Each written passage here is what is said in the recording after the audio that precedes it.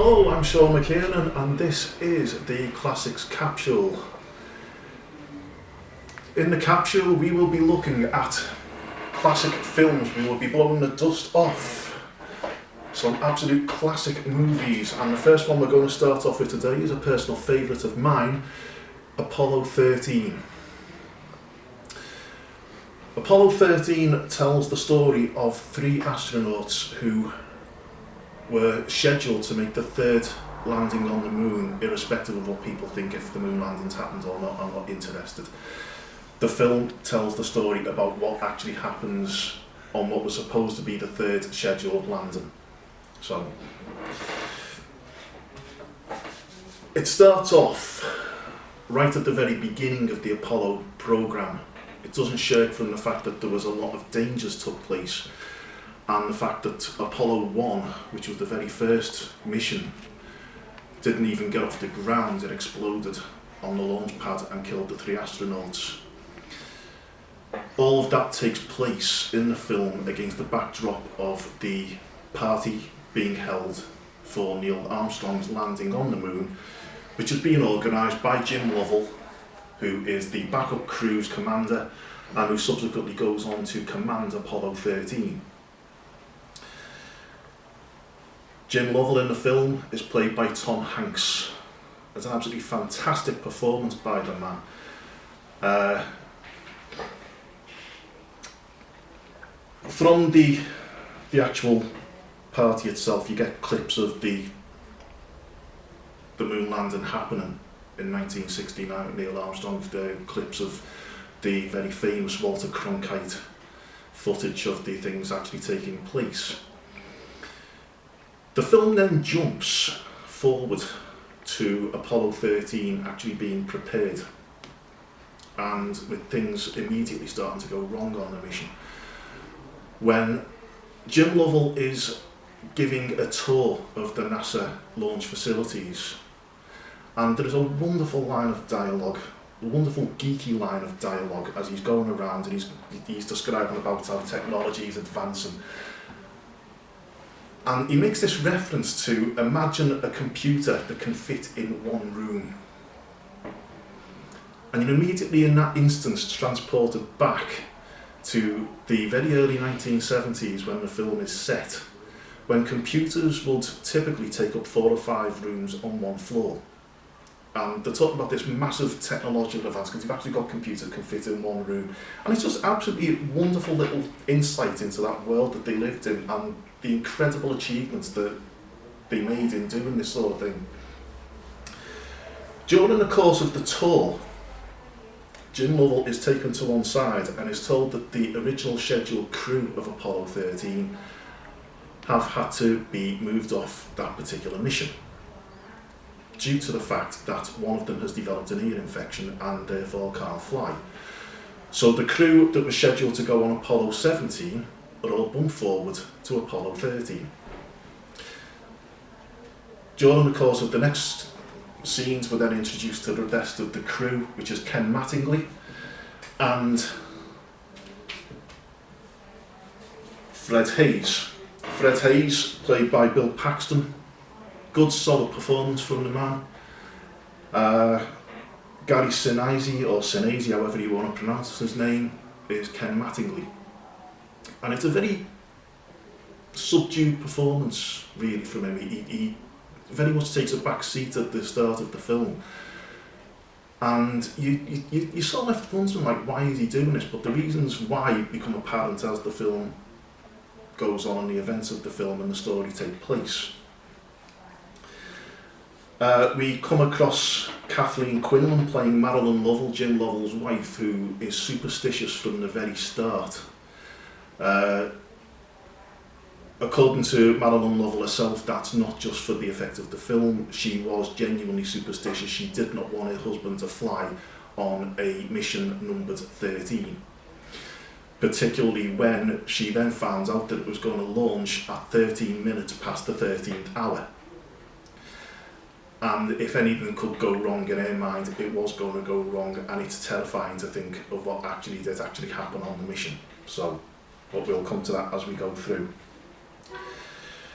We then go through the training programs that they go on, and again there's some fantastic geeky dialogue and geeky scenes where you've got flight controllers throwing all kinds of techno babble in, which again, all genuine. It's all taken from the actual transcripts from NASA, which they were given access to. Ron Howard, the director of the film, does not hide away from the fact that it is a technical film. He does not cut any of that out, but very sensibly he does not go back to a load of exposition to explain what it's all about. He just lets it be said, and then the film carries on.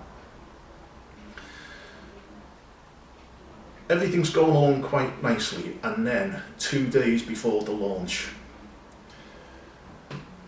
the backup crew for Apollo 13, one of them goes down with the measles, and Ken Mattingly has never had the measles. So 2 days before the launch, Apollo 13's crew is broken up, and there is a new command module pilot that has to be brought in. Fantastic performance by Kevin Bacon as Jack Swaggart, who, apart from the fact it's a remarkable performance by him, he actually bears an uncanny resemblance to Jack Swaggart as well in real life.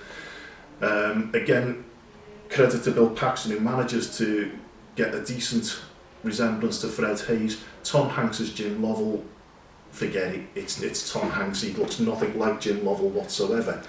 But the performance is so good, you actually forget it's Tom Hanks that you actually are watching. You just get that caught up in the film and the drama of it as it goes off.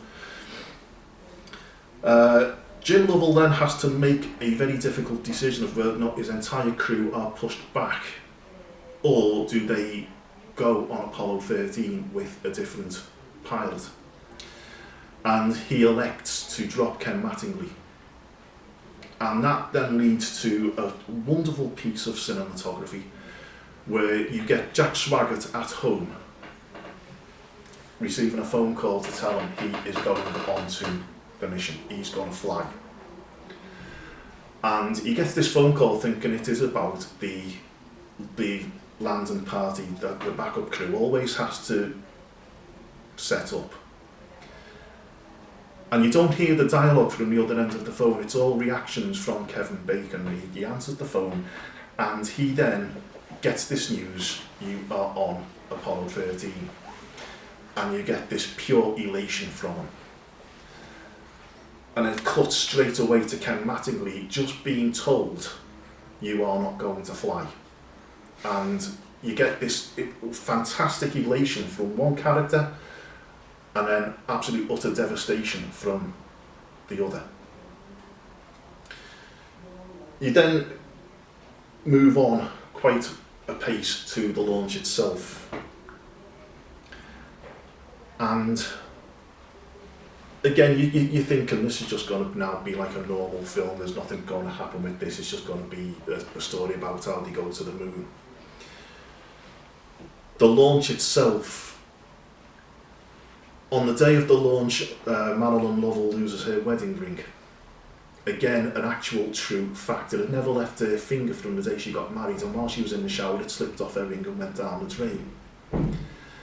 She saw that as a portent of doom, of what was to come.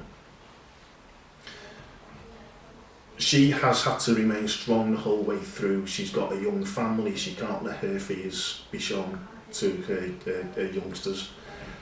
And it is an absolutely towering performance by Kathleen Quinlan. She was nominated for a Golden Globe Award for the performance. Sadly, she didn't win, which was a bit of a travesty in my opinion, but you know, it is a fantastic performance from her right the way through. The launch itself, again, the way it's shot, it's not shot the way you would expect in that you just see the rocket take off. It's done using a lot of CG, but it's actually believable. And you get the camera zooming round the rocket as the engines start. It goes right down into the actual rocket flame itself. You see the flames burst out and then go back underneath the rocket, which gives it the thrust to get off the ground. It's all there. And then as the rocket takes off, the camera starts swooping round and round the actual launch tower. So you see the rocket take off, very, very close. You get close-ups of the astronauts inside the capsule, and you feel the real terror of them when, a couple of seconds after the launch, one of the engines of the Saturn V suddenly cuts out. And they have absolutely no idea then if the mission is going to have to be aborted before it's even got out of the atmosphere. The decision is taken to continue to carry on with the 8 engines it's got left, which then leads to a fantastic line from Jim Lovell: "We've just had our glitch for this mission." An understatement of incredible magnitude with what actually comes later on.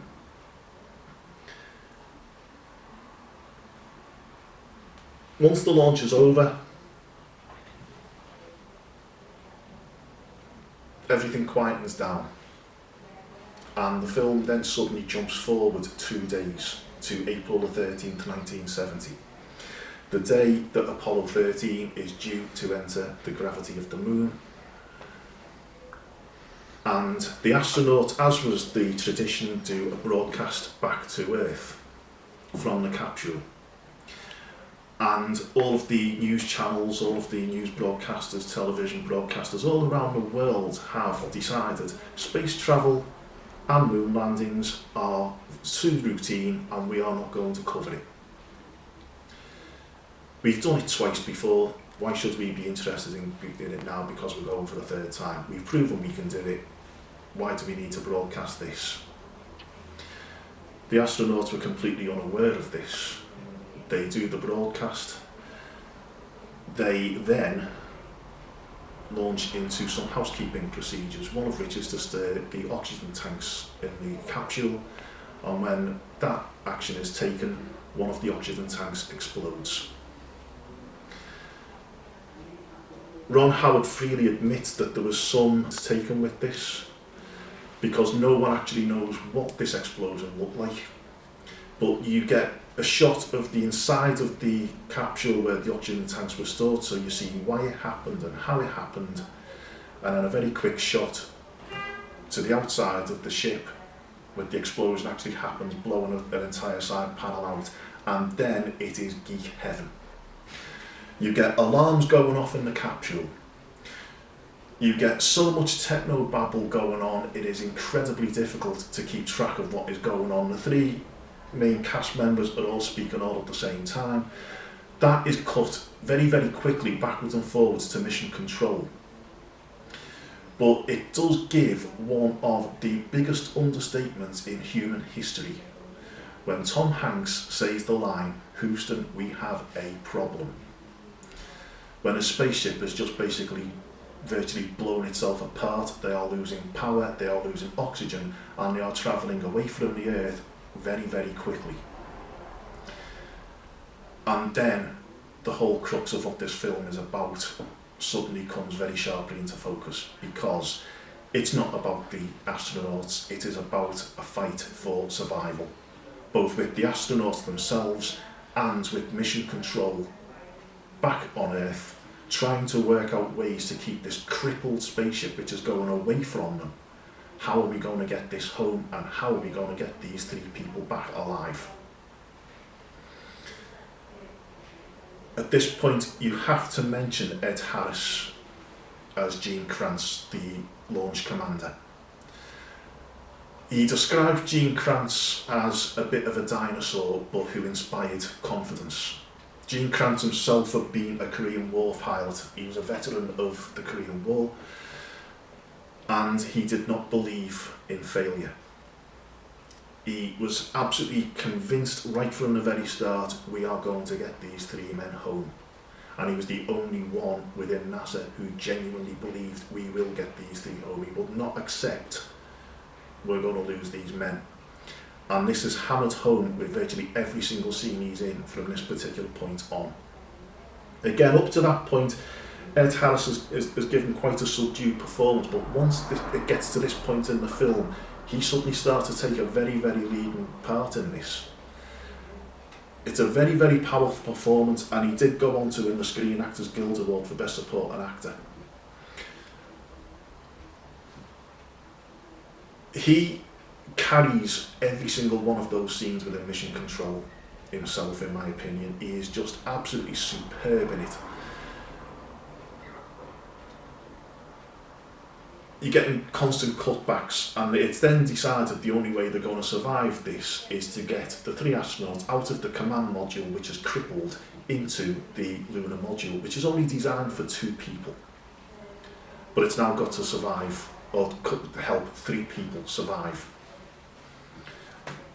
You then get the drama build up, where you get people with dissenting views on how they are actually going to do this. How are we going to get them home? Some wanted to do a complete, very immediate about turn.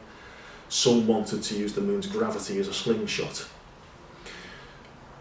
Gene Kranz takes the decision. We are going to use the moon's gravity because it is the safest option. We've no idea if the main engine has been damaged. If we light it, the whole thing could blow. So we go around the moon, and then we use the Lunar Excursions engine to get us out of the moon's gravity and give us the power back to Earth. You get through all of that, you do not see that burn happen. And again, there's a bit of a disappointment when that happens, but the reasons why they don't show that become very apparent a little bit later on. You then get these very strange scenes where they are sort of trying to work out how they're going to do this, and then it dawns on them they are going to have to power up the command module, which is the part of the ship which will bring the astronauts back to Earth, back through the atmosphere. And they have no idea how they are going to do this. And this is where Gary Sinise really comes into his own in this film, because he then becomes the hero of the whole thing. Ken Mattingly was the man who went back into the simulators at NASA, and he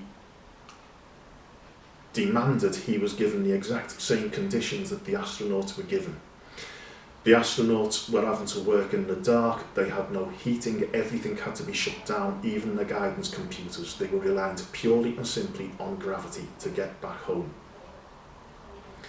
The water was rationed, which caused absolute havoc for Fred Hayes, who had gone down with a very serious kidney infection.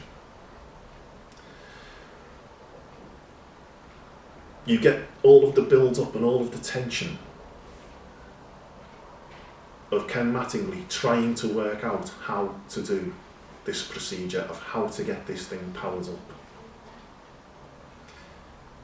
You get the astronauts trying to stay alive, and then they realise in mission control that they are shallowing in their return orbit and they need to do another burn, and this is the one the film shows. The reason why they did not show the one from the moon was because as the ship comes out from behind the moon, they had no verbal records of what was actually being said. The second burn is all recorded, and NASA gave access to those tapes to Ron Howard, who then had the script created so the actors could recreate it word for word. You get shots of the astronauts trying to keep the ship on target manually. You get shots of Marilyn Lovell sat at home with a NASA squawk box listening to what is going on. And the vocal performances from the actors in this is incredible. You get the terror from the 3 of them as the ship is flying all over the place, going off target, coming back on target. Again, Kathleen Quinlan, fantastic performance. Very, very controlled emotion. That burn is completed. You then get all the build up to the actual re-entry itself. And again, NASA play an absolute blinder with Ron Howard in this. And as they start to jettison each of the sections, they gave Ron Howard access to the footage taken by the Apollo 13 astronauts when the actual command module itself is jettisoned, and that is fed into the film. So you actually see the damage that was caused to the real Apollo 13 in the film itself. At that point they realise that the explosion has gone very, very close to the heat shield on the capsule, and they have no idea if the heat shield has been damaged or not. So then you've then got the added tension. They've gone through all of this. Are they actually going to be able to get home safely now? They might just burn up in the atmosphere. And Ron Howard pulls a very similar trick to the one he pulls at the beginning of the film when Mattingly is told he can't fly. In the build up to the actual re-entry, you get this absolutely superb shot of Jim Lovell looking out through the windows of the Apollo 13 capsule at the Earth. And it cuts straight away to a shot of Marilyn Lovell in her kitchen looking up at the sky. And then that very slowly crossfades back to Jim Lovell, and it's almost as if the two of them are looking at each other across the thousands of miles that's actually separating them. It is just an awesome piece of filmmaking. It is so powerful, that one little tiny bit.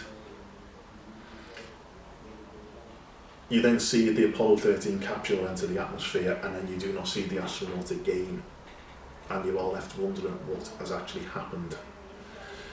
Now, you are only supposed to have a radio blackout for 3 minutes. Every other ship that had done this had only been out of communication range, come through the atmosphere for 3 minutes. Apollo 13 was the first one to go beyond that. It took 4.5 minutes for radio communication to be re-established. And again, Ron Howard builds up the tension so well. There's just shots of Ken Mattingly in the mission control and shots of close-ups of each of the main characters right the way through this film as they're calling out, trying to establish contact. That is intercut with scenes of the Lovell household. That is intercut with scenes at a military academy where Jim Lovell's eldest son was a student, and they were watching all of this live, because very suddenly all of the news broadcasters all around the world all suddenly wanted to know about the moon landing again, because there's drama.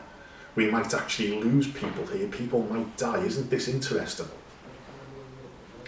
And as Marilyn Lovell says during the course of the film, if landing on the moon isn't interesting enough for them, then what the hell right have they got to put technology on my lawn? It's the sort of film, it does not matter how many times you watch it, it does not matter if you know what happens at the end of it. That you get so caught up in the story, with the way it's told, the way the film is made. At the end of that film, the emotion hits you. There's no way you can deny that it is a very emotional ending at the very, very end of the film. And there is a really, really nice touch at the very end of it, and the aircraft carrier USS Iwo Jima, when Jim Lovell himself makes a cameo appearance as the commander of the ship.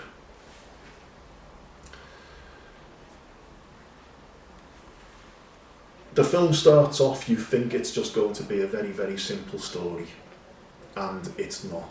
It goes off in so many different directions. It is an adventure story. It is a film about faith. It is a film about the human spirit and the human fight for survival. And it's also, at the very heart of it, a very simple story about 3 men who just want to get back home, back to their families. And in the words of Jim Lovell at the end of the film, there's no better way to sign off for today. The ship is secure. This is Apollo 13 signing off. I hope you enjoyed the retrospective look at Apollo 13 today. Now, I have ideas of my own for future films that I'll be looking at. However, we are very much open to suggestions from you. So if you have any ideas of films that you would like me to look at going forward, please let us know on Condor Online.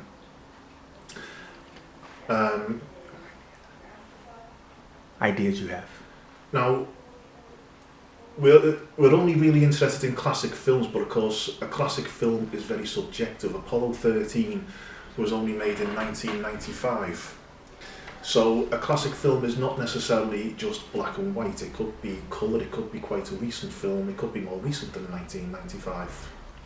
You know, one person's classic is another person's, you know, I really don't want to watch that, but you know, we will review them, we will do a retrospective look back at them. Now, ideas that I have for myself, moving forward, we've got the Toy Story films.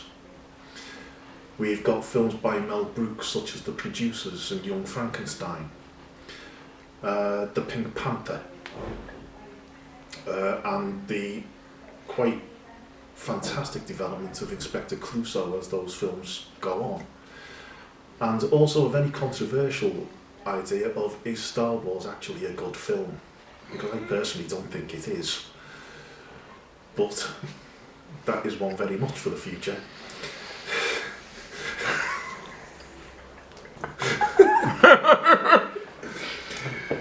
These are all the ideas that will be coming on the Classics Capsule on Condor Online. We very much look forward to hearing from you to find out what films you would like us to do in the future.